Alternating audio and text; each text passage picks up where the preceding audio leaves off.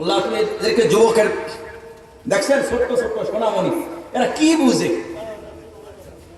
মাশাআল্লাহ, আমার তো শুনাই কই, দাঁড়ান দাঁড়ান, সবাই দাঁড়ান, সবাই দাঁড়ান, একবার সবাই দাঁড়ান, সবাই, হ্যাঁ একবার সিয়ার মতো দাঁড়ান, একটা ছবি না এদেরকে কান লাগান। দেখছেন কি কি শরীর, এখনো বালেক হয় নাই। আপনাদের নাতি, কারো পুতি, কারো কি ভাই, কারো কি ছেলে, ছোট্ট ছোট্ট সোনামণিরা কি সুন্দর। আমার আবুল কাসেম ভাইয়ের নেতৃত্বে 10 বছর পর্যন্ত তাফসীরটা হয়।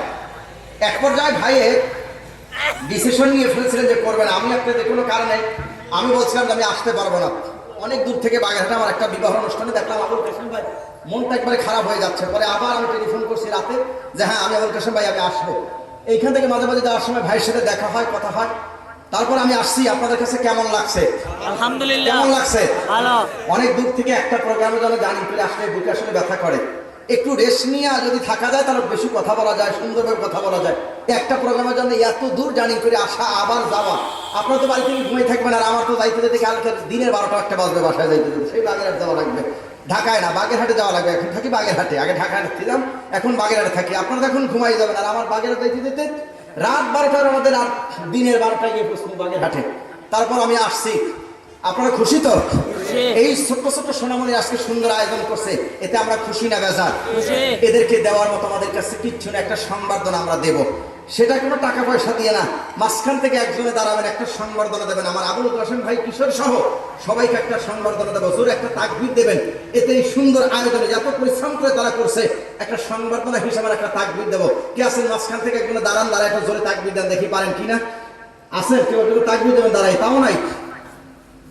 সুরতির লোকজন তোমার তাকবীর দেওয়ার জন্য বিখ্যাত। একজন দাঁড়ান, একটু দাঁড়ায় জোরে তাকবীর দেবেন, নারায়ে তাকবীর দেবেন জোরে দেখি। নারায়ে তাকবীর!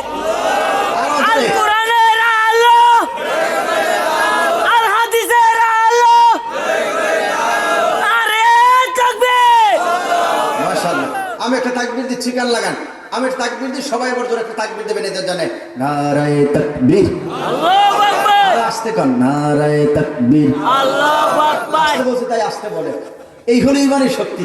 জোরে নারায়ে তাকবীর, নারায়ে তাকবীর, আল কোরআনের আলো, আল হাদিসের আলো, কোরআন সুন্নাহর আলো, নারায়ে তাকবীর। মাশাআল্লাহ, আলহামদুলিল্লাহ। সবাই বসে পড়েন, আলহামদুলিল্লাহ বসে পড়েন। এদের জন্য আমরা দোয়া করব। আল্লাহ যেন এই প্রতিষ্ঠানকে, এই সংগঠনকে যেন আল্লাহ কবুল করে। সবাই বলেন আমিন। রাত পর্যন্ত বাবাজি আপনারা বসে আছেন, আল্লাহ তাআলা আপনাদেরকে কবুল করুন। রাত বেশি হয়ে যাচ্ছে, রাত এখন প্রায় 12টা, ঘুমাইতে ঘুমাইতে 1টা বেজে যাবে। ফজরের নামাজ জামাতের সাথে আমাদের পড়তে হবে। এই জন্য আরো মনে চাই, আমার কিন্তু পয়েন্ট আর 3টে রয়ে গেছে। কয়টা রয়ে গেছে? 3টা। আবার যদি কোনোদিন সুযোগ হয় আমি শোনাবো ইনশাআল্লাহ। সকলে দুরূদ শরীফ পড়ি। আল্লাহুম্মা সাল্লি আলা সাইয়্যিদিনা মিলাদ শরীফ করে কিনা আপনাদের এখানে? মিলাদ পড়ে? হ্যাঁ পড়ে। মিলাদ কেমন করে? কিরা? أعوذ بالله من الشيطان الرجيم. بسم الله الرحمن